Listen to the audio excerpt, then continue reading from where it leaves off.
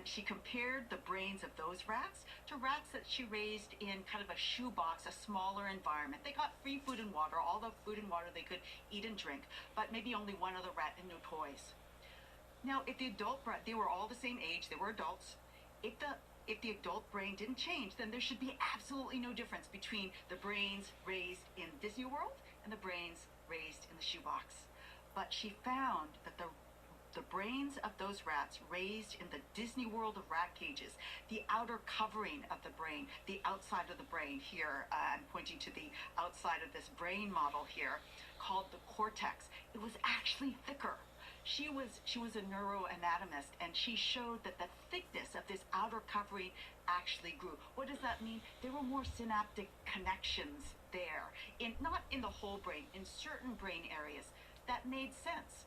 The visual cortical area, there was much more visual stimulation in the Disney World of rat cages. The motor areas were thicker. The somatosensory, the touch areas were thicker because they were interacting in a much more complex way with their touch system. And that was the first demonstration the adult brain could change, and that it would actually make the cortex of the brain grow.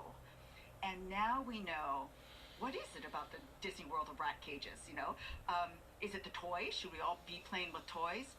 Later studies showed that you get almost identical effects just by giving rats a running wheel. Physical activity is doing all of that, has the potential to change all of that in the rodent brain and now in the human brain. Didn't they find something similar with London taxi drivers? I always hear this. Yes. I thought it was wasn't sure if it was true or a rumor, but... No. It's absolutely true. That is a different form of brain plasticity, which is something that we all do, and my students do, hopefully very well, which is learning. So can learning the streets of London, which are, I can't remember the number of different streets that London taxicab drivers have to learn to pass the famous test called the knowledge. But I do remember that it takes them 4 years to study for this test. It is intense knowledge. You have to learn all the lawful ways to get from all the big landmarks to be a certified London taxicab driver. And what my colleague Eleanor Maguire, professor of neuroscience at University College London, did is she followed wannabe London taxicab drivers during their 4 years of the knowledge, this test for London taxicab drivers, knowing that half of them were going to fail. They were not going to make it. And so she tested them at the beginning and asked, how is your memory? And how big is your hippocampus? Identical for all of the wannabe London taxicab drivers before they started. She scanned their brains? Yeah, she scanned their brains, and she tested their memory behaviorally. Then they go through, half of them drop out, they don't become London taxicab drivers, and half of them become certified London taxicab drivers after successfully learning all of this. Now let's see, how big is your hippocampus and how good is your memory? The people that passed the test and became London taxicab drivers, the posterior part of their hippocampus, which is the part we know is important for it, with posterior is back towards the back of the head.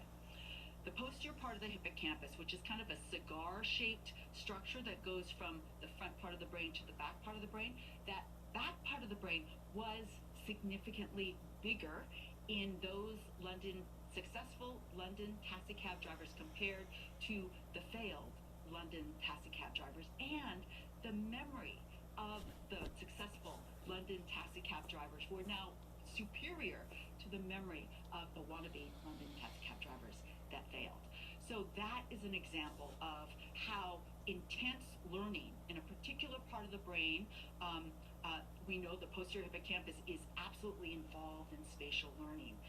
That can change the actual structure and the function. How much of a difference can we make? I'm 31 years old now. Yeah. So if I got serious about my brain health, how much of a difference can I realistically see? I'm trying to figure out if it's worth it. Yeah. If it's worth caring about my brain.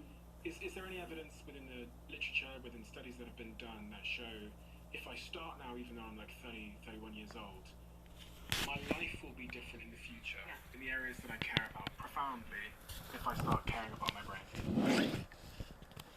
me be very, very concrete here. The answer is absolutely yes.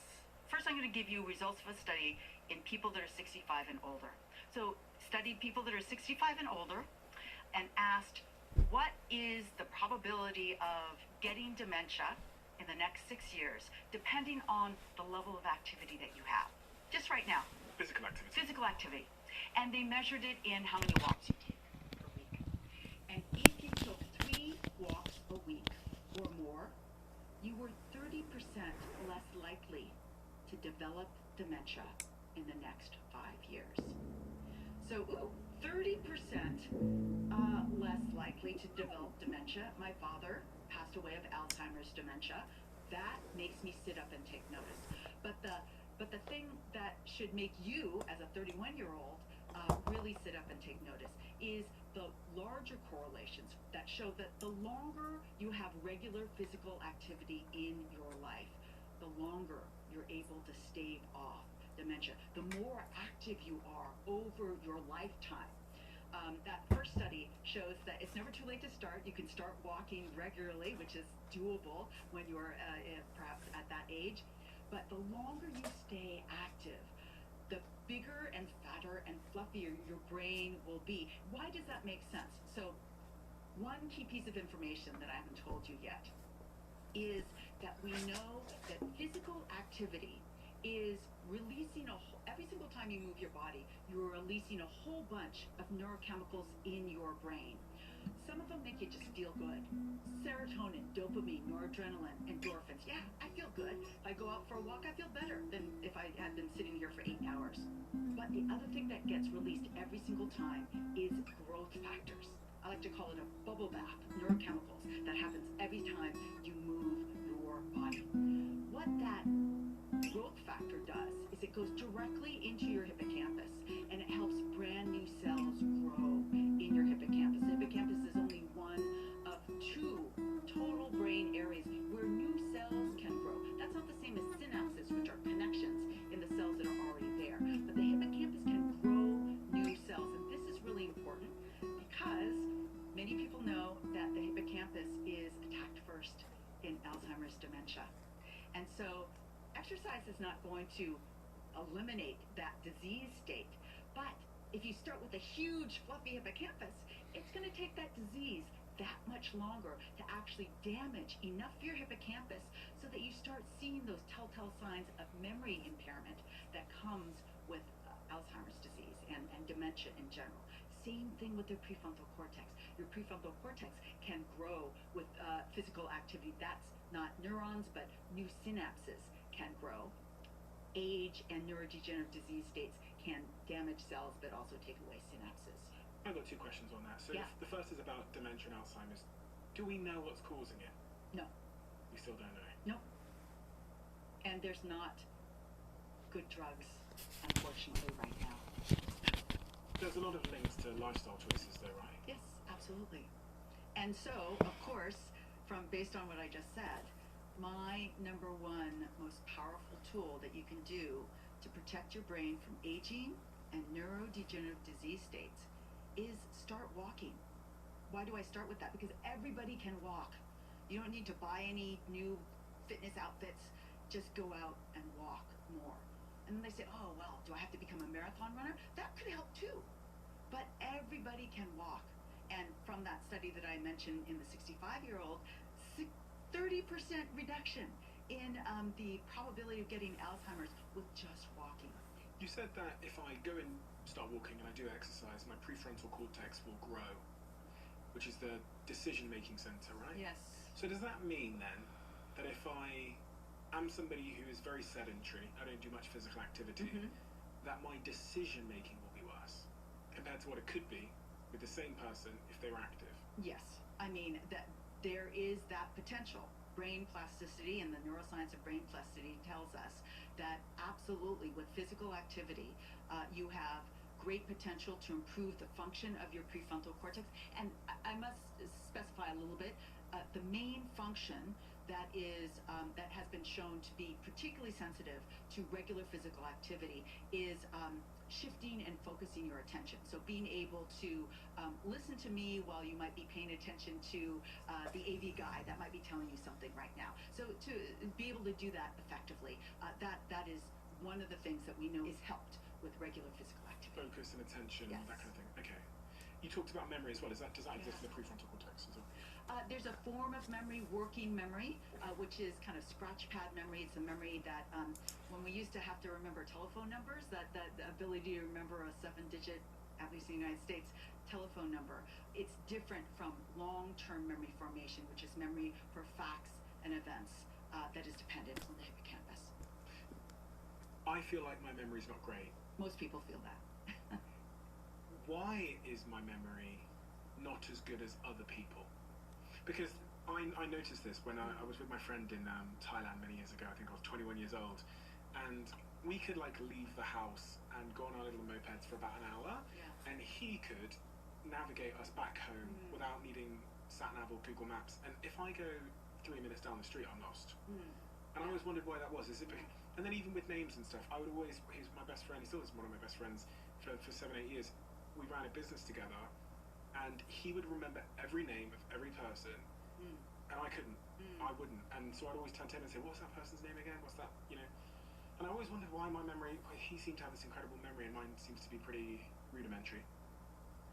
I would argue that, everybody has parts of their memory that aren't as good as they want, but also other forms of memory that they're very good at. So I would guess, I've only just met you today, that your memory for stories and storytelling and story progress is excellent, because it has to be for the job that you do. I bet you it's much better than your friend that can navigate back. Not everybody has a perfect memory in all the different dimensions, and it's like our personality. Some people have a wonderful sense of humor and others don't.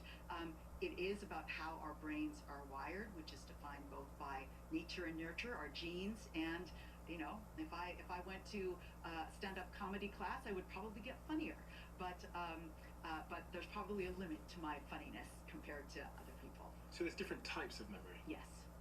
In your book, you talk about there being, I think, is it 3 different types of memory in total that are formed in the hippocampus?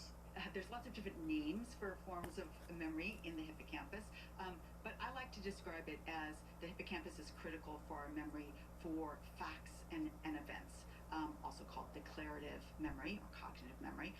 Another form of memory that's dependent on a completely different structure is motor memory, the memory that you use to learn how to play tennis or pickleball or whatever you're playing. And it's not declarative. I can't declare how I do a backhand in tennis, but it is in your motor functions, and this is dependent on the striatum, and a motor related structure. And then there's the prefrontal cortex, dependent on that working memory or scratch pad memory, keeping things in mind. So you and I are both trying to remember what we've just said, so we can link it to things that we might say in the future.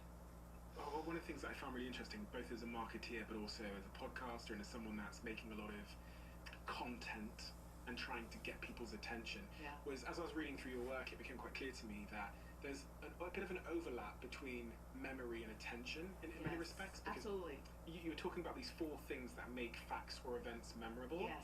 And many of those things are things that I think about as a marketeer when I'm trying to get someone to, you know, engage with something, click on something, buy something. Yeah.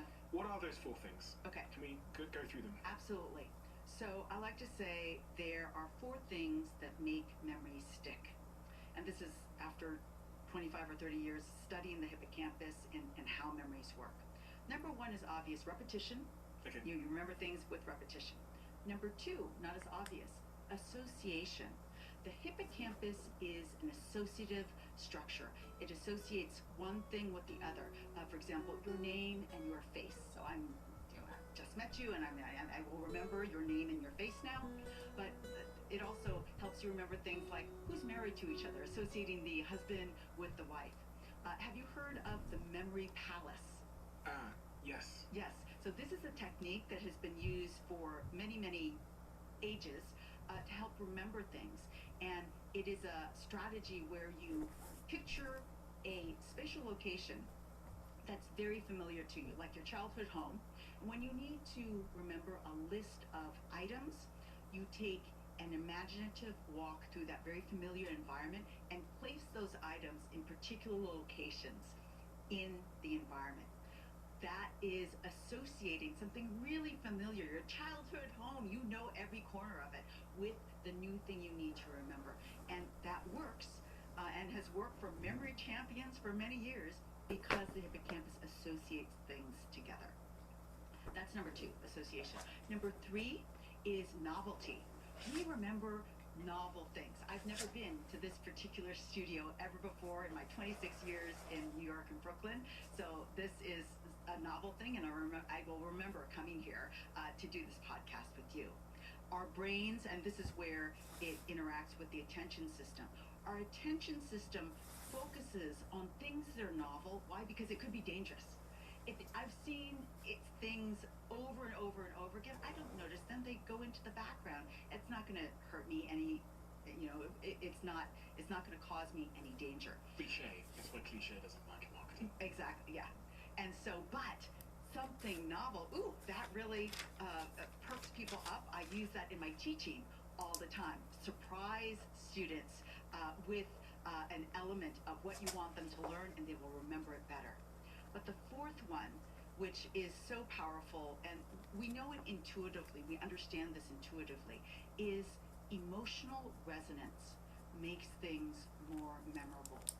We remember the happiest and the saddest things in our lives because that emotional resonance solidifies those memories. Where does that come from? It comes from a structure called the amygdala that sits right in front of the hippocampus, right in the front of the temporal lobe, right here, and the hippocampus is right behind it. Amygdala means almond. It's an almond-shaped structure, and it sits right in front of the kind of tube-shaped structure that is the hippocampus behind it. And the amygdala is kind of infusing the hippocampus and kind of giving it a little jolt when it's emotionally resonant, either really happy or really sad. You brought with you what you've told me is a real human brain. Yes, I did. Now, I'm not sure if you're just winding me up, but we're talking here about novelty and surprise and That's right. things you'll never forget and emotional resonance. Correct. And as you're saying that, I was conscious that over in the corner of the room it appears that there's a human brain in a box. So Jack is just bringing the human brain in. Yes. I've never seen a human brain before. You've never seen, that's why I brought you gloves, so that you can hold it if you like. If you like. Do you have permission to, if there is a human brain in this box and you're not winding me up, did you have to get permission from the owner of that brain?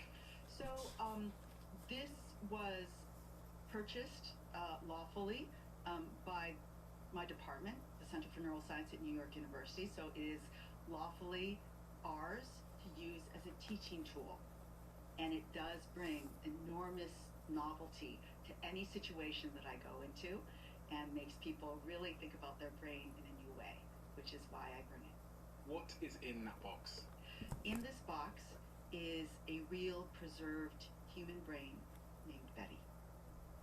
Was the person who used to own that brain called Betty? No, we don't know the name of the person. Okay. I named this brain Betty, so. Can you tell if it's a man or a woman? No, I can't. Oh, men and women brains not different at all? They are, but in very, very subtle ways that we wouldn't be able to tell just looking at the outside of the brain like this. Okay, I'm ready. Are you ready? I think so. Okay, so I'm gonna open the hat box. No way is and that I'm gonna a real... pull out. Are you joking? Is that really a brain? It is a real preserved human brain. There it is. Frontal lobe, occipital lobe for vision, occipital lobe back there.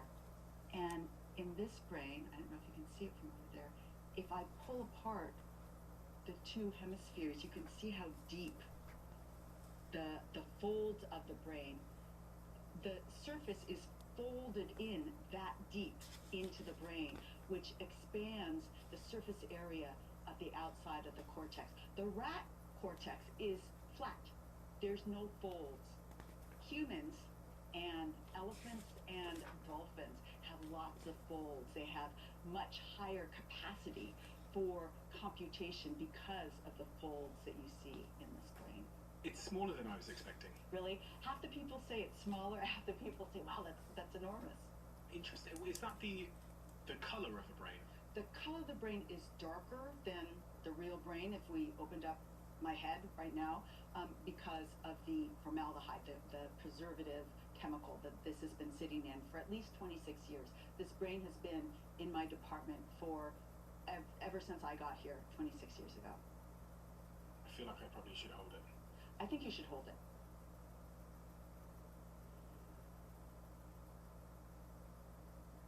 Oh my God.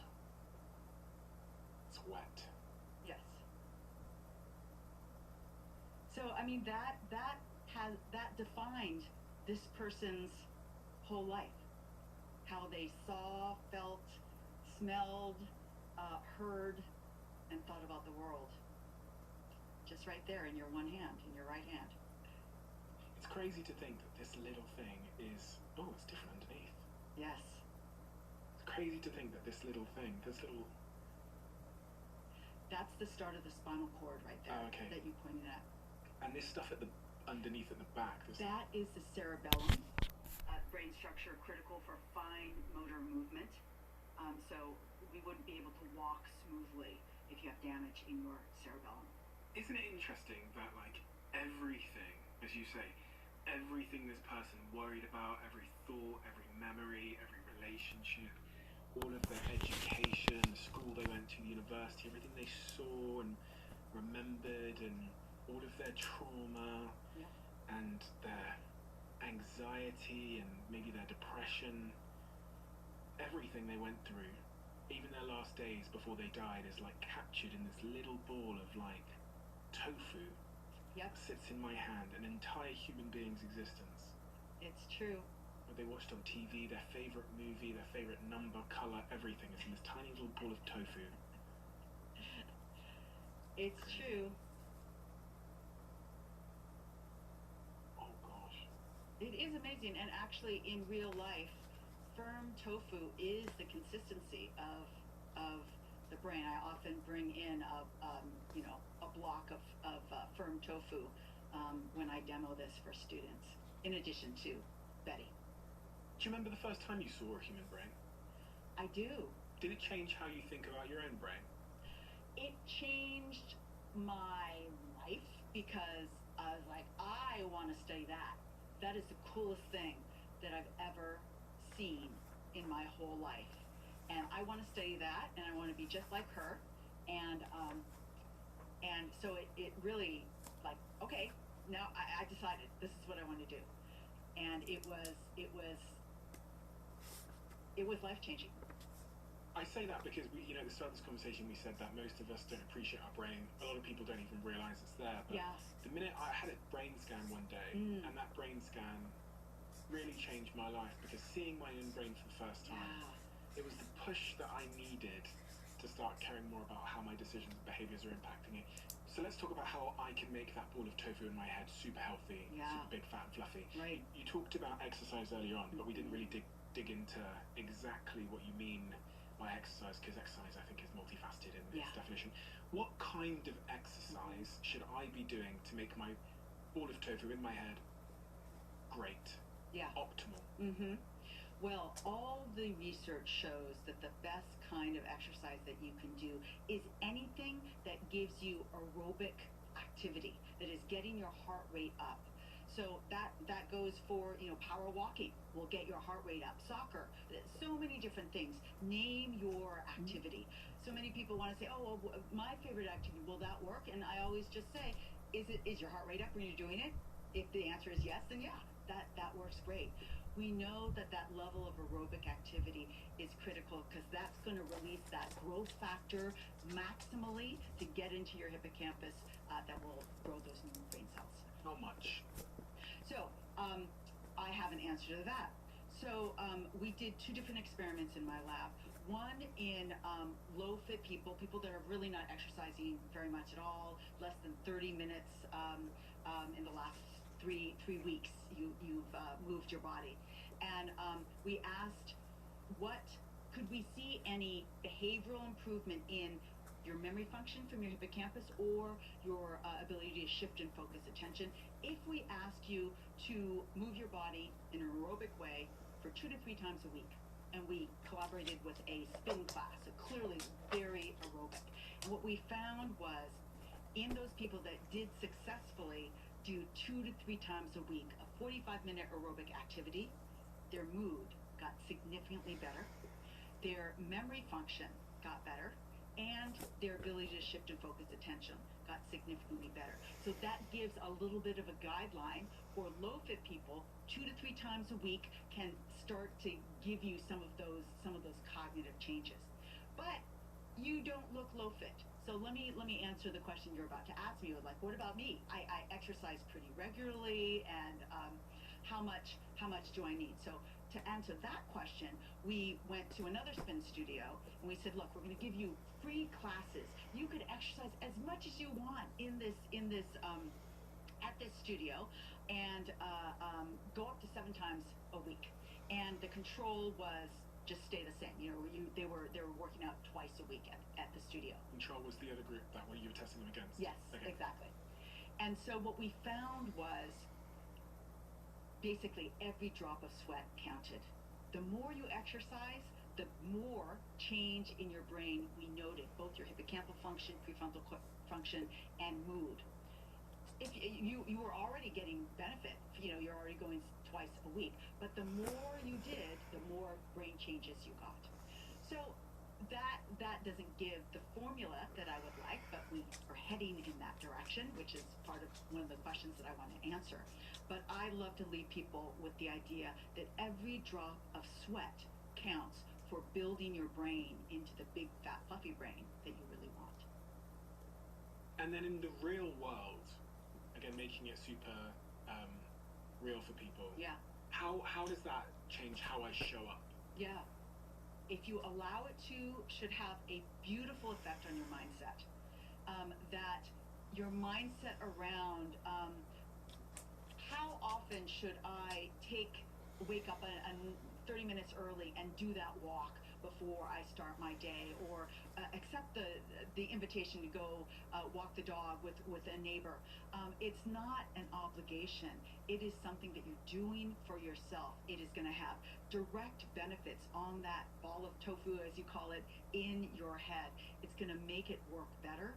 And I mean, I think the most immediate thing that I benefit from every single day is the mood boost that you get from that serotonin, dopamine, noradrenaline that gets released every time you move your body. I always think that because obviously I do a lot of podcasting, and I'm super reliant on my brain being attached to my mouth, and sometimes I notice that it's not. You know what I mean? Like sometimes I'm not articulate, I can't get my thoughts together, whatever. Yes. And I always try and figure out the correlation between what I did that day, when I have a good day versus a bad day. Yeah. And from your, and also I speak on stage sometimes, so I've often asked myself, because I saw Tony Robbins, the speaker, one day on a trampoline before he goes up on stage. Yeah. I asked myself, okay, should I be doing a workout in my green room before I go up on stage for a big talk or presentation? You think I should? Oh yeah, absolutely. What's the basis of that in science and neuroscience? The basis is that immediate effect. So there's 3 key effects that we know happen every time you move your body. First one is mood. You're going to get your dopamine, your serotonin up. Second is focus and attention. So a single workout isn't going to make more synapses in your prefrontal cortex, but the prefrontal cortex uses dopamine. And so it's clear that even a single workout can make your prefrontal cortex work better in terms of focus, attention, also very important anytime you're speaking. And the third is reaction time. Your reaction time is, motor. You're working your motor cortex when you move your body, and your response and reaction time is significantly shorter after even a single workout compared to if you just don't work out and sit alone. So great things to do, a great thing to do before you stand up and speak. What about coffee? I'm trying to figure out if coffee is good for my brain, bad for my brain. Yeah. I've had a couple of mixed messages around the impact it might be having. Yeah.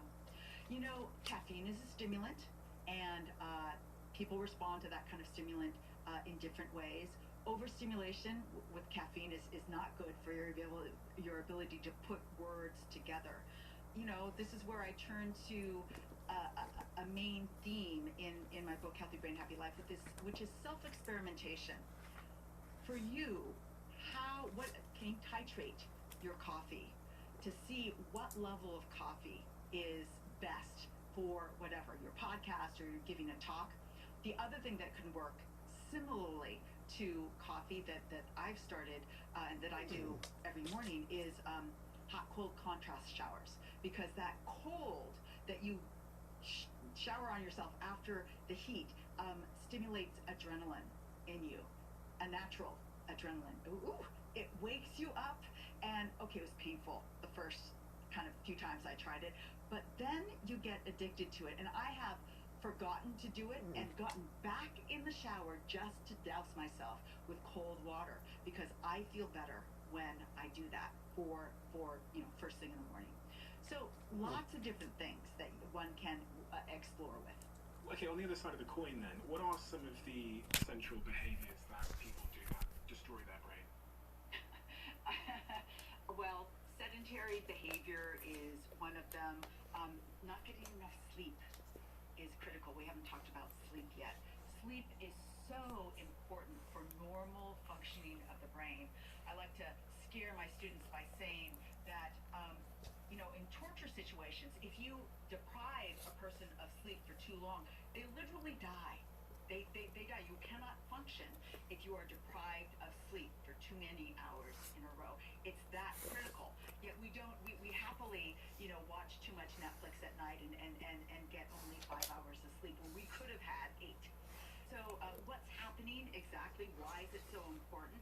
Well, there's so many different things. I'm gonna say two. One is that we know that in regular healthy sleep, there is activity in the hippocampus that helps you strengthen the memories that you have formed in that previous day. It's called consolidation, and it's so important. If you shorten that, if you don't get enough, you are not consolidating your normal everyday memories. And second, it is the time during sleep when all the metabolites, all that garbage that your brain is producing, because all biological cells produce garbage, it gets kind of cleaned up through the cerebral spinal fluid that is flowing through your brain. And if you do not get enough sleep, you build up garbage metabolites in your brain. It's like you have a gunky brain. And do you feel like I have gunk in my brain when I don't sleep enough? That is exactly what is happening. When you think about things that we consume, like food and drink and alcohol and all these kinds of things, is there anything that if I'm trying to have an optimal brain, I should be having or not having? Yeah, well, so I think the most evidence is around the benefit of the Mediterranean diet, which is basically all healthy, kind of not organic, but non-processed is the word I was trying to think of, things to eat that are very, very colorful. There's so much evidence about how good that is generally for the brain. That is my go-to. Like, what should I eat? Well, is it on the Mediterranean diet? If it is, then go ahead. If it's too processed, only do it just a little bit. Is it true that if we have less friends, if we have less strong relationships, if we're lonely, then our brain will shrink and is more prone to dementia and Alzheimer's and things like that? Yes, we are social creatures, and there are really powerful studies that have shown the correlation between the number of social connections that we have, including just saying hello to the barista at Starbucks. It's not a close friendship that you develop over 30 years. It's just how many people you interact with and greet. And longevity. The more people you are regularly interacting with, the longer you are living. Overall longevity. But if you go into brain health, absolutely, it's also very, very healthy for you. It also brings happiness. So a friend and colleague of mine, Robert Wallinger, studied what makes people happy. The study started in the 20s, the 1920s in Harvard. And after all of those many, many, many decades, the answer is what brings happiness is the strength of your social connections. So it makes you happier, it makes you live longer, and yes, loneliness on the flip side causes stress, long-term stress that damages the brain, and in the long term can make it smaller and less healthy. Do you have any brain routines, like a morning routine for your brain? Absolutely. So every morning I like to wake up and I do a tea meditation, which is a meditation over the brewing and drinking of tea. And this is after many years of yo-yo meditating. I knew meditation was good, but I just couldn't really get into it. And I was introduced to this form of meditation by a monk who invited me to tea and just did this silent meditation outside in a beautiful location. And the ritual and the sequence of brewing, drinking, seeping, starting over again kind of kept me in the flow. And so I start with about a 45-minute tea meditation. Then I do about a 30-minute workout. I try and do cardio strength. Sometimes I do yoga. Sometimes I just do mobility. And then I have breakfast, and then I go to work. Oh, and then I do that hot-cold contrast shower is also something very helpful for my brain health, because it really does in me. That adrenaline boost that I get just energizes me, and I love that feeling at the beginning of the day. Just going back to that question, because I want to close off on it as well, the idea of what would I have to do to destroy my brain? So no sleep, I'm going to be sedentary, I'm going to have no friends, and smoking? Smoking is very bad for your health and your brain. Okay, alcohol? Alcohol, I mean, yes, long-term alcohol can cause significant and named brain diseases. Moderation, even moderation now, studies have shown it is not very good. And the reason why it's not good is that alcohol disrupts your sleep. Even though people drink it to go to sleep faster, the sleep is much more superficial and is not deep, and it's not the healthy sleep. So that is not good overall for sleep, depth and health, and therefore brain health. I'm going to eat a processed diet to hurt my brain, and I'm not going to have a lifestyle that is novel, because we talked about learning. Right. Yes. So I'm not going to learn anything new. All of these things should shrink that little. You're not going to be mindful also. Is that evidence that being mindful, which is like meditation, being in the moment, helps the brain? It does.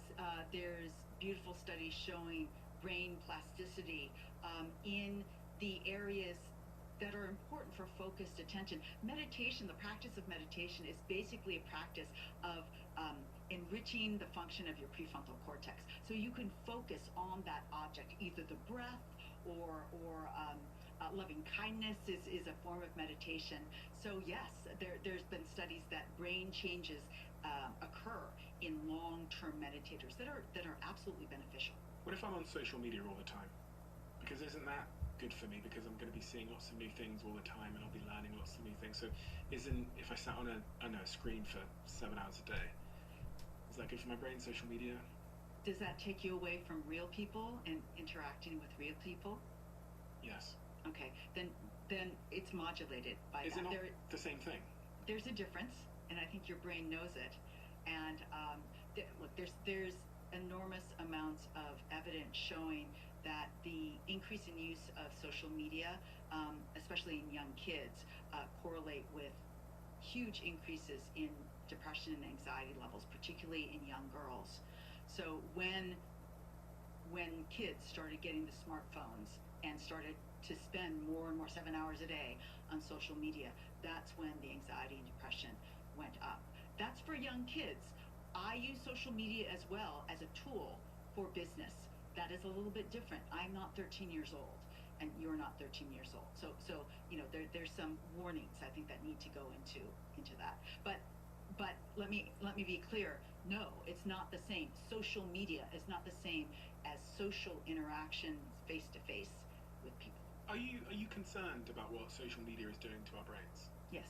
Because we hear those stats around young girls are struggling most with social media, and we think to ourselves, well, that's because there's a lot of like comparison and all these kinds of things, and there's a lot of like toxic messaging and such. But if we think about the physiological consequences of social media, what it's actually doing to our brains at a chemical level, What would you as a neuroscientist guess is that like is the physiological harm to the brain? Not the sort of psychological. I'm thinking about like not the psychological. Okay, oh my God, she's more this than me, but like the physiological harm. But the psychological harm causes stress.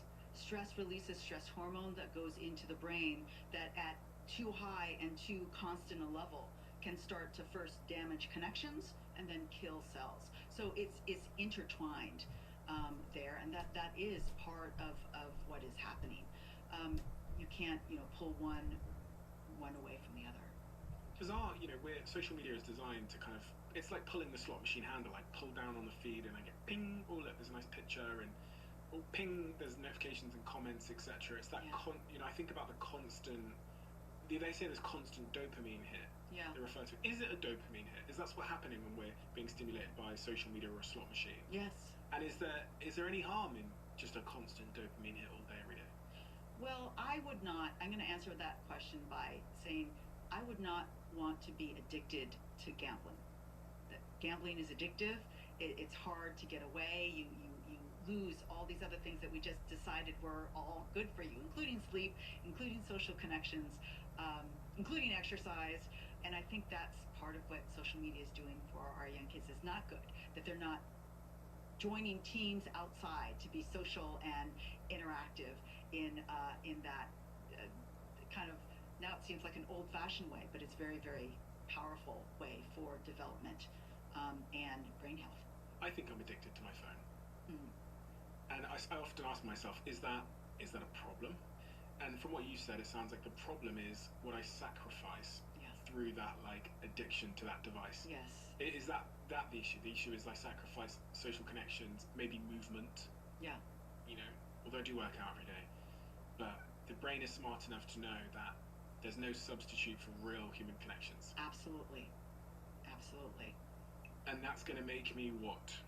I need you to help me scare me out of this phone addiction that I think I have, but I know many other people have as well. So that is going to limit your potential for brain growth, for brain plasticity. It is going to limit your possibility for not to be dramatic, but joy in your life. There's different kinds of joy that you have in real person-to-person social interactions that it feels pretty good on social media if you get lots of likes and but it's not the same. And I would say that to scare yourself out, you're going to have to bite the bullet and do a 2-week phone detox.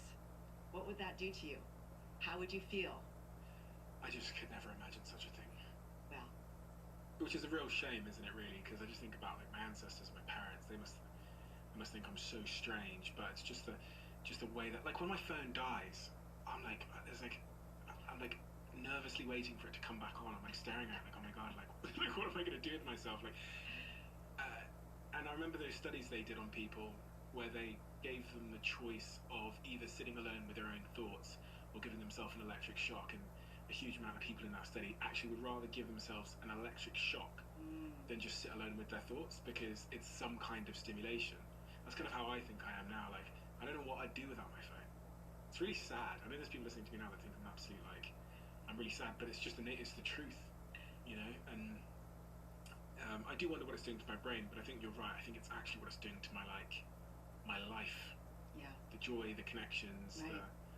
Being there to experience things, and I mean, that point that you made is a very profound one. The not wanting to be alone with your thoughts is the core of meditation. Can you be alone with your thoughts and focus on something organic, usually the breath, but also a thought like loving kindness? That is a very powerful practice to do, and it's hard. I find it hard too, and I notice I find it harder when I'm using social media and when I'm using my phone more. But I feel most creative and most imaginative when I do practice that. That is, being alone with my thoughts. What comes into mind? How does my own imagination work, which is very much dependent on the hippocampus as well. It's putting together all these things in your memory in new and interesting ways that are unique for you or unique for me. And it doesn't work the same if you are stimulating your brain with social media all the time. You I mean, you wrote a book that kind of speaks to what we're talking about here. You wrote a book about anxiety. Yes, I did. 2021. Yeah. I think the US version is called Good Anxiety, isn't it? Yeah. It's a slightly different title in the UK. Yeah. Why did you write a book about anxiety? I wrote a book about anxiety because I started to notice my students getting much more anxious than they ever used to be. And this was before the pandemic. I mean, I had the idea to write this book in 2018, 2019. And so first I noticed it in the students. They were getting so stressed out before finals. They never did that before. So many accommodations they were asking for. And I'm like, well, what's going on here? Then I realized it wasn't just them. I'm getting more anxious as well. My friends are more anxious. And I really wanted to dive into that. I didn't want to be anxious in that way. Because part of me was like, oh, I'm just a New Yorker. I'm just anxious all the time, right? Because that's what New Yorkers are. No, this has changed. And we forget that before the pandemic, there was still global warming. There was still political issues that lots of people, including me and all of my students, were worried about. And that was the impetus for trying to dive in and ask, well, I made my life happier with exercise. What is the approach when it's anxiety? And not clinical anxiety. I did not have clinical anxiety, and the vast majority of my students didn't have clinical anxiety. They had what I called everyday anxiety.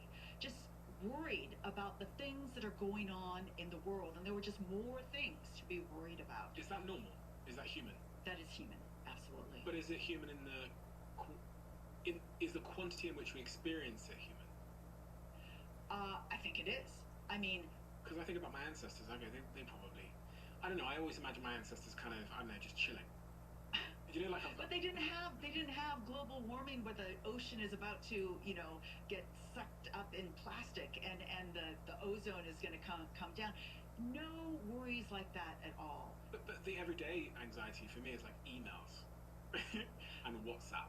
Well, by everyday anxiety, I mean the anxiety that people are feeling today that is not at the clinical level. So all the things that we just mentioned, global warming and wars in multiple places in the world, all of that contributes to the higher level of anxiety. And your ancestors and mine went through 2 world wars, and that was anxiety provoking, no question about it. But they weren't also all the other things that were contributing to it, including the higher than extremely high anxiety and suicide levels of our young people that are strongly linked to social media. So that's another element. What did you find then when you started uncovering and trying to go on this search and figuring out the nature of anxiety and what we can do about it? Did you first find that you're right in your hypothesis that it is increasing? Yeah. How much? Do you know how much? It shifted over the time that I wrote and published the book, because I started in 2018 and then it was published in the middle of the pandemic in 2021, where anxiety levels went up approximately 20% worldwide. So, but the social media anxiety, that is going up in girls even more than 20%. That's kind of in parallel. So I actually don't know how to integrate those 2 levels, but they're both going in the same direction. Why are young women, becoming more anxious, and suicidality amongst that age group is rapidly increased?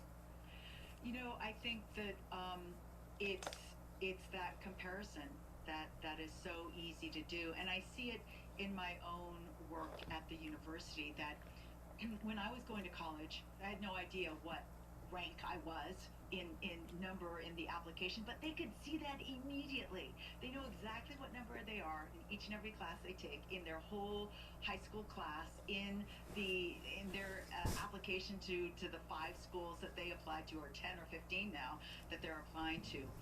That gives a much higher level of stress when you know those numbers immediately, that we never had. So there are stresses like that they're experiencing. more information, Yeah. more. It's funny because more social connection, but when I say social connection, I don't mean real world social connection. I mean more followers and likes and more Yes. people that can message me and tell me something, Yeah. DM me or comment on my thing. Right. More noise. Yeah. The volume's increased, which just seems to be driving more anxiety. Where do we experience anxiety? Where, from a physiological standpoint, where is anxiety? Because it feels like it's in your chest. So anxiety is kind of a full body experience, and anxiety is strongly linked with the stress response. So an anxiety provoking situation, you meet somebody that you had a big fight with before. Oh, I'm anxious. I might have to speak to that person before. That launches the stress response that is dependent on what's called the sympathetic nervous system. And so this is where it becomes full body. So what happens when your fight or flight system is activated? Your heart rate goes up, your respiration goes up, your irises get bigger so you can see everything and look out for that annoying person that you're worried about. And blood is shunted from your digestion and reproductive organs towards your muscles so you can fight or run away. That's what all of our ancestors evolved to protect us from, not the social media post, but the lion or the tiger that could come and attack us. So it made sense for that kind of stressor or that kind of threat. Unfortunately, our bodies do the same exact thing when the nasty DM comes in from somebody I wasn't sure who it is, but they're saying something really bad about something I care about a lot. And we get this stress response, we get anxious because of that. And somebody asked me, does that mean our brain is not very smart? And the answer is our stress and our threat system is not very smart. It isn't differentiating between the lion that could physically kill us and the DM that might wound our pride, but will not kill us. But it causes the same kind of stress response and anxiety response. What do I do about that? You have to learn how to turn the volume of your own anxiety down. And part of that is, I'm not saying you have to not look at your DMs and not look at or not look at social media. There's lots of ways to turn your anxiety down. We've already talked about some of those approaches. Exercise immediately decreases anxiety depressive levels. And there, you don't even have to get aerobic. 10 minutes of walking can significantly decrease your anxiety depression levels. That is a powerful tool that everybody can use right here, right now. Breath meditation. Did you know that breath meditation, that is deep breathing, is the oldest form of meditation? Why? Because equal and opposite to that fight or flight response that everybody seems to know about is the rest and digest part of your nervous system, called the parasympathetic nervous system, that calms you down. It slows your heart rate down, slows your respiration rate down, and shuts blood from your muscles towards your digestion and reproductive organs so that you can do those weekend rest and digest kinds of things. Well, everybody should be asking, well, do I have that system? Yes, everybody has that system. Everybody has a parasympathetic nervous system. How do I activate that?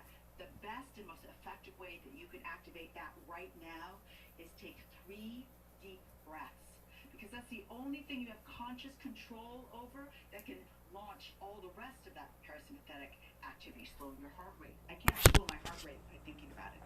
Can I take 3 deep, slow breaths right now? Absolutely. And monks, hundreds, if not thousands of years ago, realized that. That is the thing that I can do immediately to slow my stress response down. It's very, very powerful. Sadness. Sadness is can be linked with anxiety, and sadness, like anxiety, is something that people, I think, would like to kick out of their lives and just never have any at all. If I could get rid of sadness and anxiety, it would be the happiest person alive. But would you? Because my argument in Good Anxiety, my book Good Anxiety, is that these prickly emotions, these difficult emotions like anxiety, like sadness, are really, really valuable because they're focusing us on things that we should be paying attention to, specifically anxiety. It is a warning system. Oh, there's that person. Oh, you didn't have a good interaction. You need to pay attention. Now, should it throw you into an anxiety attack? Perhaps not. Use some of these techniques, like deep breathing and going for a walk. But it is a warning system. And why is this valuable? Here's why it's valuable. It's valuable because when you know what you are worried about, your fears that your anxiety focuses you on, it actually tells you about what you hold most dear in your life. And that is something that we should all really want to know.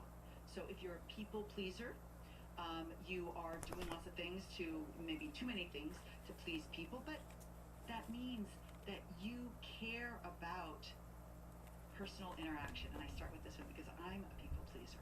And I realized that people-pleasing response and the anxiety that it does evoke is reminding me that what's very, very valuable to me is that interaction with people. I care about that. That's a beautiful thing. I value that in my life, in my personality. I'm going to let you in on a little secret. What is in the Diary of a CEO cup? This cup that sits in front of me when I interview these people, sometimes for 3 hours, and sometimes 3 people a day. And the answer is this: Perfect 10. I invested in the company on Dragon's Den, and since then they've gone from an idea to the fastest growing energy drink in the UK. It is a matcha energy drink, and it is absolutely delicious. But that's not why I choose to drink it on this podcast. The reason I choose to drink it is because it gives me what I call all-day energy. I don't get the same crashes that I used to get with other energy drinks. If you're in the middle of a conversation, or you're in the middle of a talk on stage, or in the boardroom, the last thing you want to do is have a crash. You don't want jitters, and you need focus. And that is why they now sponsor this podcast. Not only is it delicious, but it gives me a significant competitive advantage. If you haven't tried it, go down to a Tesco, go to a Waitrose, or go online and use the code DIARY10 at checkout, and you'll get 10% off. And when you do try it, let me know how you get on. Do you think we could see love in the brain? Can you see if someone's in love in the brain? Scan the brain of someone that's in love when they're interacting with their partner. Can we see that? Yes, in fact, they have scanned people who are in the throes of romantic love, and people that are in, many years into a loving relationship. And there are lots of reward areas that get activated when you're scanning the brain of somebody that is in the throes of deep romantic love. That is in the first few weeks. You can't get enough of the person. You're with them all the time. You can't stop thinking about them. A lot of the reward areas are activated. A lot of the social interaction areas, including the insula, a part of the brain right in the side here, just in the area near the ear, deep into the cortex, gets activated. Doesn't that mean then that if we don't fall in love, if we don't have those feelings, that part of our brain might shrink? Because if they say often things like you use it or you lose it. They say neurons that fire together, wire together. If I'm not in love, if I don't have those connections, well, the love part of my brain gets smaller. And would that make it more difficult to love in the future? That's a great question. I think that that study has not been done, but absolutely, if you don't use that part of the brain, you will not, gain the function. And so, not using your love part of your brain is nothing that I would ever recommend. Some people don't have a choice. Well, I guess they have a choice in the sense that they can do things. They have optionality, but for whatever reason, some people don't find love. It's just an interesting observation because in all other parts of the brain, you have to like. Do you mean romantic love? Romantic love, yeah. But there's all sorts of different kinds of love. Deep friendship. It's actually what I was going to say is that they try to look at the difference between romantic love and maternal love or paternal love. And it turns out that long-term relationships, like romantic relationships, with marriages that last for many years, start out, of course, in this romantic phase. But it turns into more of a maternal-paternal pattern when you go farther and farther along. that is a win. That is not something wrong with your brain. I think love does evolve over time, and there's many different kinds of love beyond the romantic Hollywood, and Disney kind of form of love. So you can see the honeymoon phase in the brain. Yes. And then you can see the more mature love, I guess. Yes. In the brain. Yeah. Interesting. Well, I guess the opposite of love, I guess, might be hate, but I think when another sort of thing that people might think of as the opposite of love would be rejection or heartbreak. And through all of our lives, we encounter heartbreak in many forms. We encounter romantic heartbreak, but also other forms of heartbreak. As I read through your story, I could see moments in your story where you encountered various types of heartbreak, grief. Yeah. You talked about your father passing away from Alzheimer's. Yes. Well, he had a heart attack. He had Alzheimer's dementia when he passed away. He died of a heart attack. And just 3 months after your dad's death, your younger brother died of an unexpected heart attack, aged 50. Yes. And you say in your book, Good Anxiety, in chapter 4, you say the death was unfathomable. Yeah. As someone who studied the brain, and therefore has a really strong understanding of the physiology of the human mind, and has also written a book about anxiety, so you have this sort of two-pronged approach towards understanding feelings and emotions. Yeah. In those moments, what did you come to understand about the nature of emotion, the most intense emotions, and how they captivate us and how we can find our path through the jungle? Yeah, I like that word that I used. It was unfathomable. Both of those losses at the same time, it was hard to process. And I remember the waves of grief that would come over. It wasn't constant. It would be like waves. So I have one, and then it would recede, and I felt a little bit better. But then, unexpectedly, it would come again. And I'd never, thank goodness, experienced that before. And it was in the middle of writing the book Good Anxiety, and I put it aside because I couldn't write when I was going through this terrible grief, and had to do something that I'd never ever had to do, and actually was my biggest fear. Unnamed biggest fear in my life was to have to give a eulogy. I have a fear of uncontrollable crying in public, and I'd always been afraid of eulogies, and I never had to give a eulogy, and I had to give this eulogy for my brother. Another unfathomable. How could that be happening? And I got through that, and I learned something in the process. And I remember working out to try and make myself feel better during this time. And the instructor said about the workout, with great pain comes great wisdom. And I just glommed on to that message. I was feeling great pain. What was the wisdom? Like, I need to find some wisdom. What is that wisdom? And I realized, because I had to say something at this eulogy, that the wisdom was that on the other side of that unfathomable grief that I was feeling, the only reason why I was feeling that unfathomable grief is because of the deep love that I had, that it started with. So if I didn't love them as much, I wouldn't have as deep a grief. So in fact, the grief and the depth of it was a sign of the love that I had for them. And that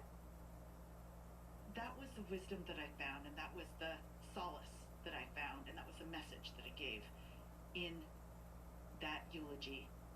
And then I became obsessed with the flip side of these awful emotions that we all go through. Grief is this one. Because I had to go back and finish this book, Good Anxiety. How was I going to do that? The book was transformed by that event because I realized that if I could find the wisdom and the power of the most horrible emotion, I'm going to say, grief, what is the flip side of anxiety? What is the gift? What is the superpower that comes from anxiety? And I needed to find gifts and superpowers, and that's why the book got written in that way. And I name superpowers that come from anxiety that was heightened after this terrible event.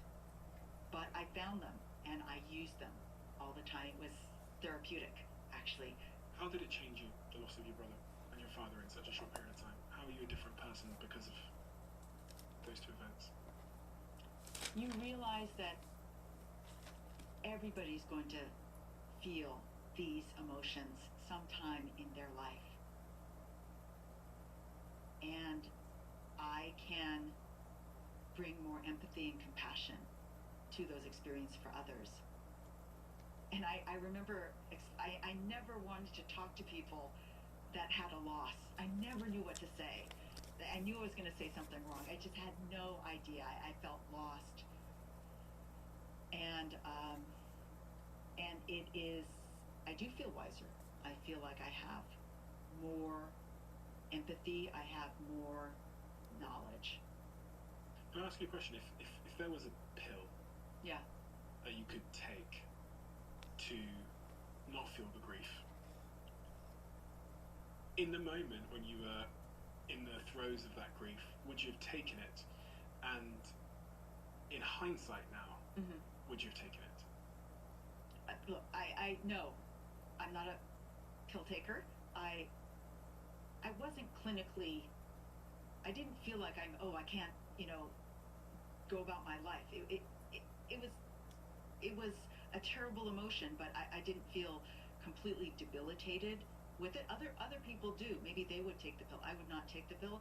And after the lessons that I learned from going through those emotions, absolutely, I would not take the pill. And that was part of the lesson of writing this book, that anxiety is critical for us, because anxiety and sadness and anger are critical to help us appreciate those joyous moments of our lives. If we had no grief, no sadness, no anger ever, then every day would, it would just be mundane. But it gives that value. I mean, our highest highs are extra high because we know those lows. And that also is probably how this grief that I experienced affects me. I appreciate the good times even more. As a neuroscientist who understands the brain and the systems and then sort of neural pathways and all this stuff and how we think, and does that leave much room for spirituality and those kinds of things? Are you spiritual? I am. And because when some people think about spirituality, they think it's the opposite of neuroscience. They think, Yes. if I spoke to some people that I know, they think of that the decisions and the feelings and the energies are outside of our body, not going on in this ball of tofu. And then some hardcore people, scientists, will explain all of our experience through this ball of tofu. Yes. Where do you sit? So I've evolved over time. So when I was a young scientist, no spirituality, no religion, everything can be described by science. Like, I have prove it to me. I want to, see the data. I happily went through that phase for many, many years of my life until I realized, I didn't even realize, I think I needed something more in my life. And then I realized, first there was a need. Then there was a realization, well, can I really prove that the only thing that is true is that what I can prove? What if there are things beyond proving in the scientific method? And I think there are things that in the spiritual realm, in the religious realm, that absolutely could be true. Could be true. That cannot be solved, cannot be proven with the classic scientific method. Things that you believe? Yes. What makes you believe them? Because on one hand, you said you kind of want to, which is an element of that. Yeah. But I'm interested as a scientist, as a neuroscientist. Yeah. You must have been trained to be able to explain. That's how you pass the exams. You must be able to explain why you have these beliefs. Do you, in that part of your life, do you just kind of say, I felt it? Is that the? No, it's well, part of it. Yes, I do feel it, but it was the realization that the scientific method, in my opinion, is not the end-all and be-all that I thought it was when I was a young scientist. Can you prove that these other realms don't exist? And if they exist in ways that cannot be proved in a scientific method, well, maybe your scientific method is wrong. Is that a possibility? Have you had an experience that made you believe in another realm? Have I had an experience? I have, in my academic way, I have studied texts that are the oldest texts that we know, the Bible, and I was raised in actually it was a half Christian, half Buddhist family, and but my core belief was Christianity, and so yeah, I go to church. I really appreciate the power that religious beliefs bring to my life. It actually really decreases my anxiety. And that's not the only reason why I did. I wasn't searching for an anti-anxiety kind of solution, but I was looking for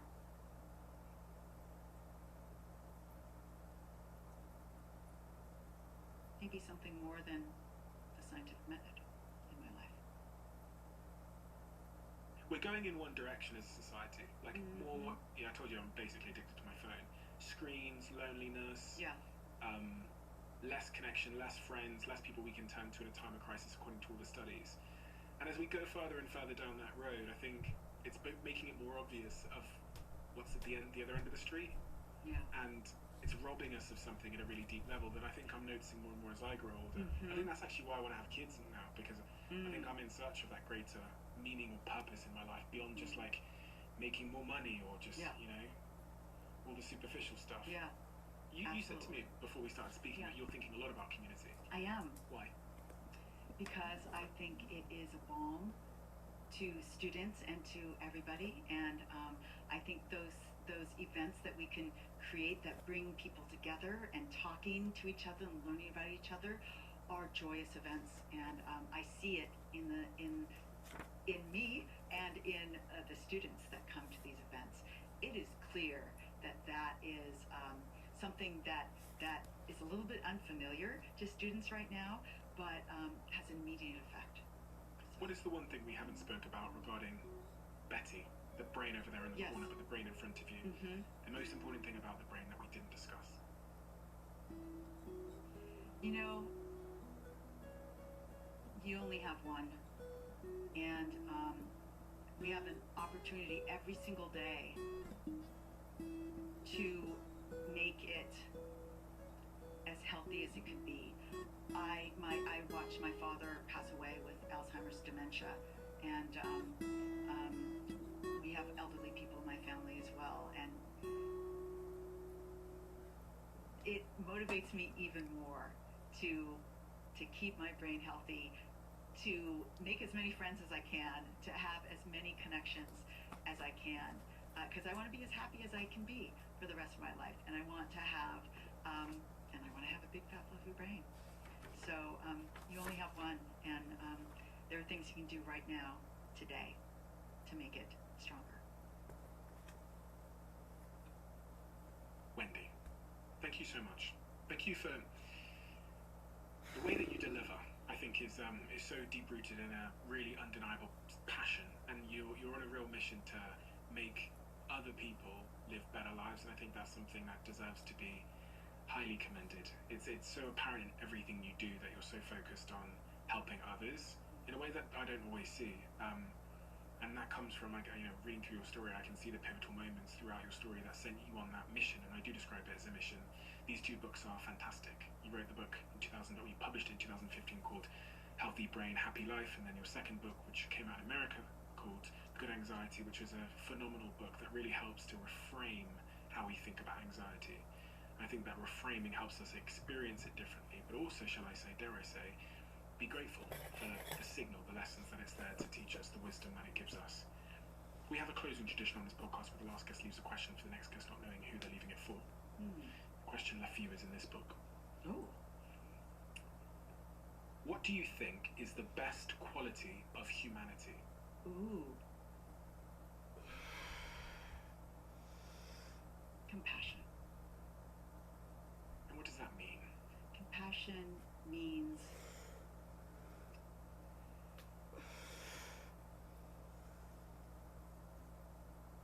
feeling for the experience of others, both good and bad. So I can experience your joy compassionately, and I could experience your grief compassionately.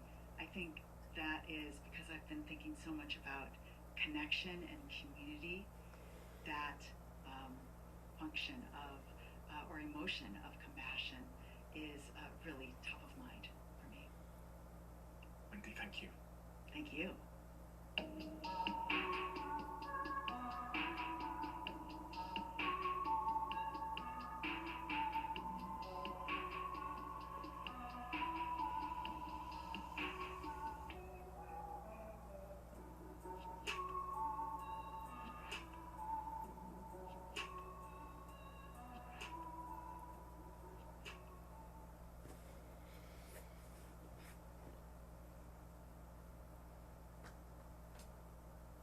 Feminist women out there are not going to like this. Women are perishing in this modern world more than men. Well, that's terrifying. If we want to exist on this planet, we're going to have to do Dr. Mindy Pelt. Renowned functional health expert, best-selling author, and keynote speaker, one of the leading voices in educating us about our bodies. Spending 2 decades helping millions worldwide. You got pretty famous from talking about this certain subject.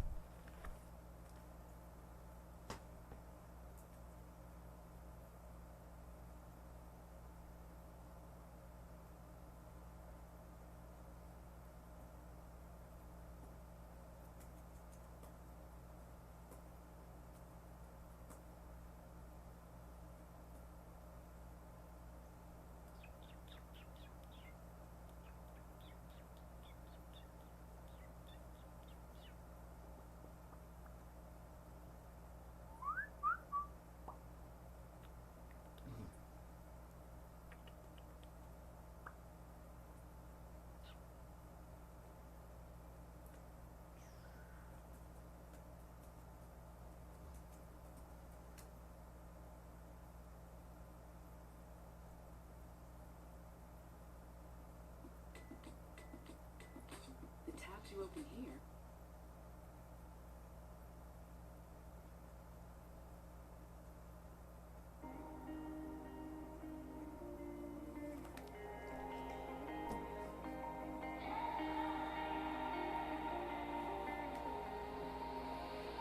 When I'm blue, I think of you in your eyes, how they look at mine, so kinda like that. You slow down time and everything's just fine. I was ocean swimming with just wishbone, thinking of my life and vision drifting by, until I found a lighthouse in your heart. Shining like a beacon of bright stars. I was in a lifeboat wandering far, until I found a lighthouse guiding me out the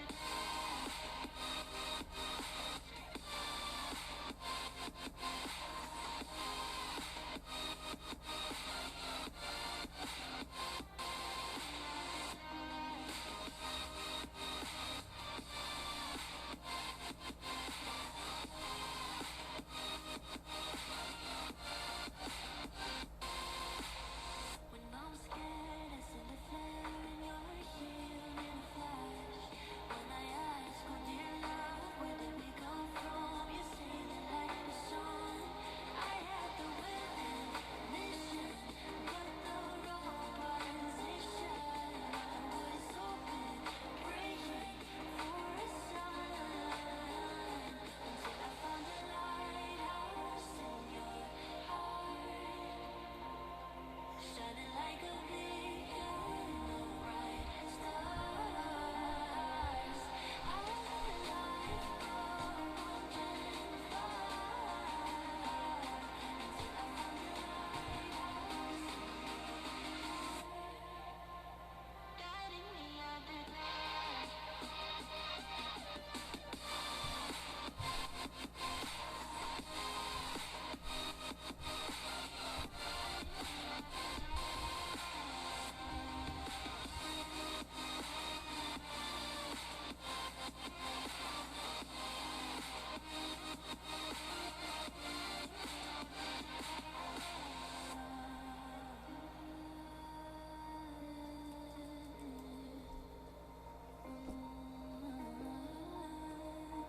Guiding me out the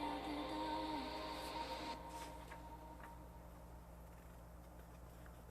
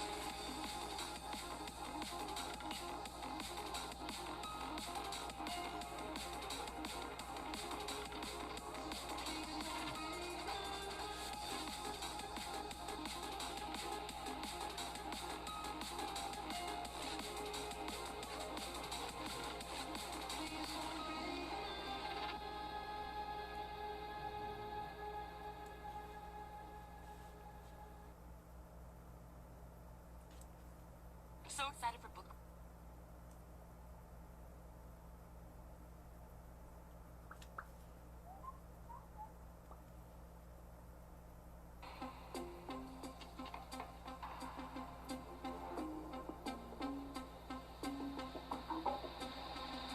Can we ever bounce on the rhythm, yeah, yeah, yeah. You gotta make a move to me, baby, yeah, yeah, yeah. You know me, I'm not wasting time. No secrets left to hide. You gotta show me love when you're ready, yeah, yeah, yeah. Why can't we ever bounce on the rhythm, yeah, yeah, yeah. You gotta make a move to me, baby, yeah, yeah, yeah. You know me, I'm not wasting time. No secrets left to hide. You gotta show me love when you're ready, yeah, yeah, yeah.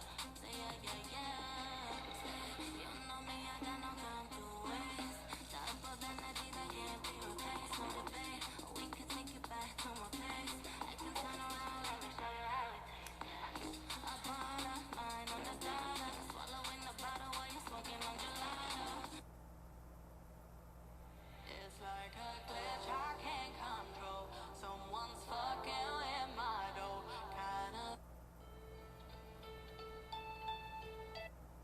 I feel the gravity pull and it keeps me away. I would rather be here, lonely in space. I've made up my mind, I just wanna be free. I live my own life in a new galaxy. I wanna be weightless in the silence of the night sky. I wanna free fall into nothing at all. I'm taking the moment, starting all over. I wanna be free and live my own life in a new galaxy.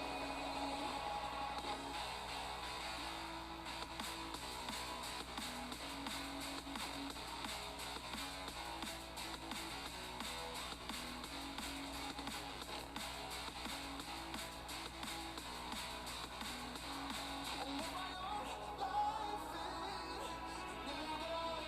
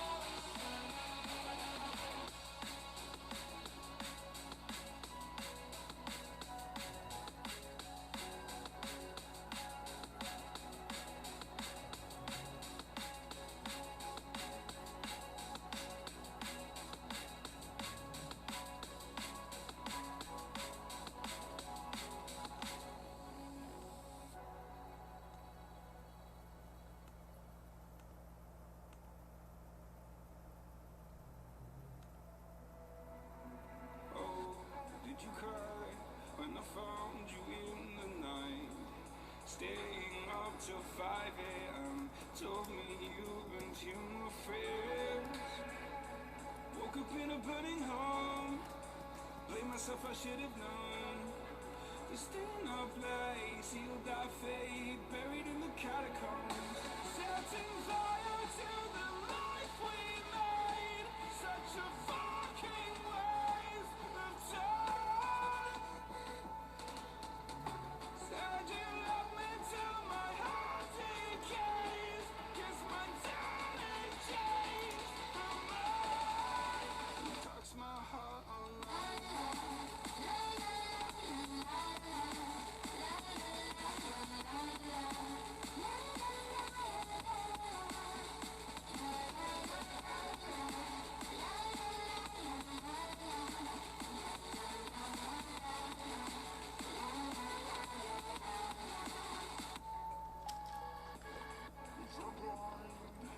Too afraid to find that you change your mind from sleepless nights. Was I part of your design? Push me till I broke alone. No one heard my heart explode. It's a suicide dive, just knowing you die and question everything you know. Setting fire to the life we made. Such a fucking waste of time. Said you love me till my heart decays. Guess my time ain't changed from mine. Talks my heart online.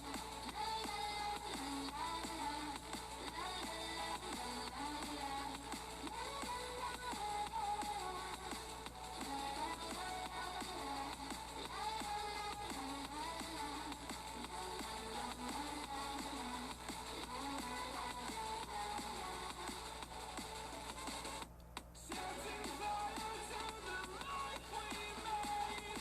Such a fucking waste of time. Said you love me till my heart decays. Guess my time ain't changed from mine. Touch my heart online.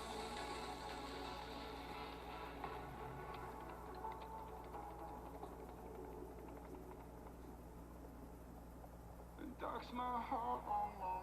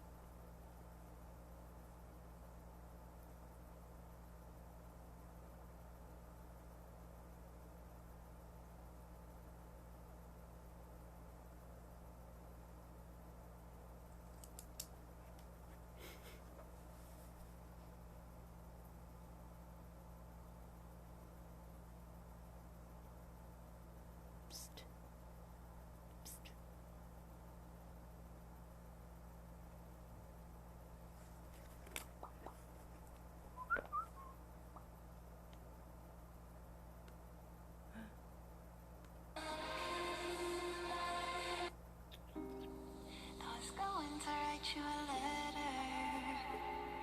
When I turned the page, I'd have the courage, yeah. And it's tough to let go even after all of this time.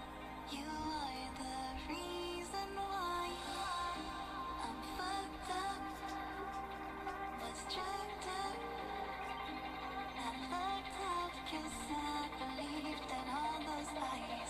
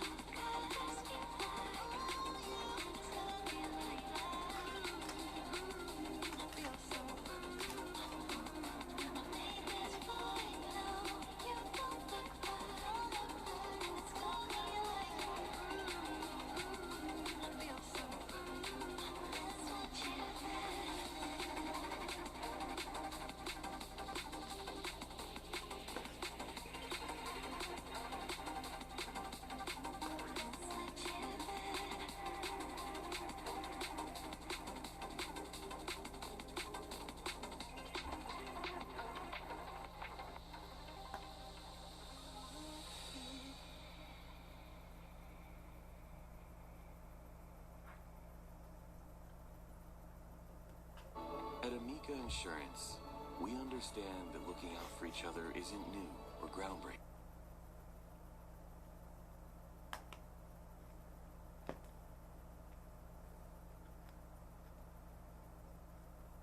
Online business?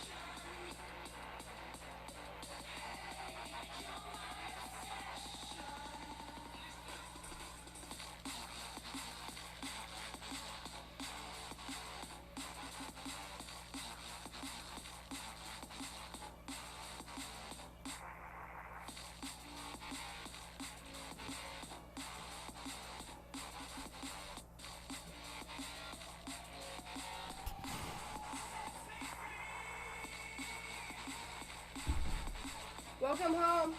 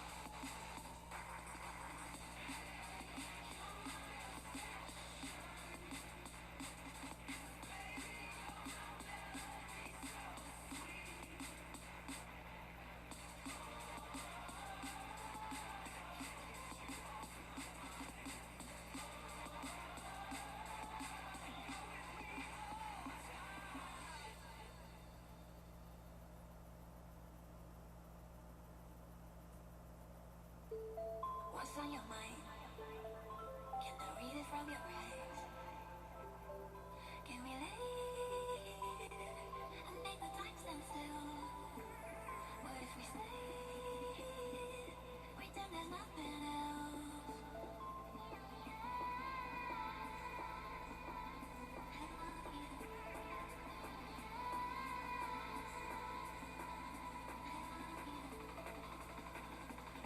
What if we stay?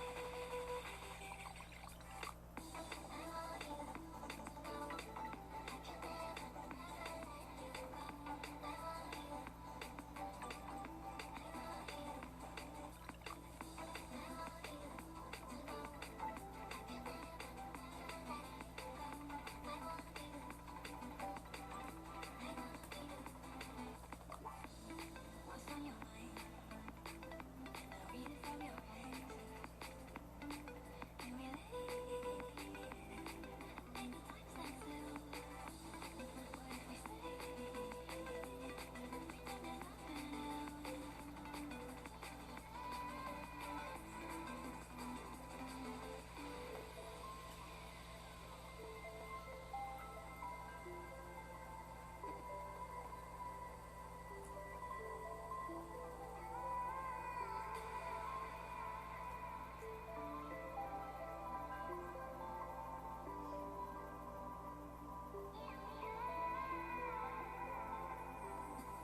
What's on your mind?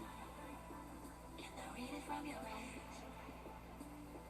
Can we leave and make the time stand still? What if we stay? Pretend there's nothing else.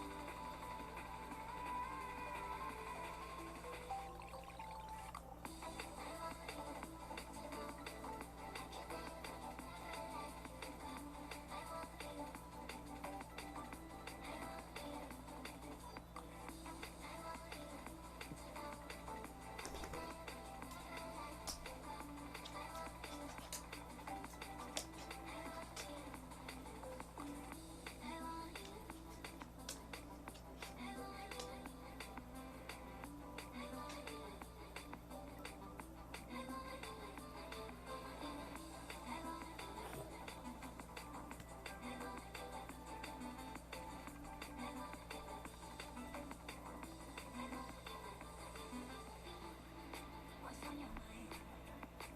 Can I read it from your eyes? Can we leave and make the time stand still? What if we stay? Pretend there's nothing else.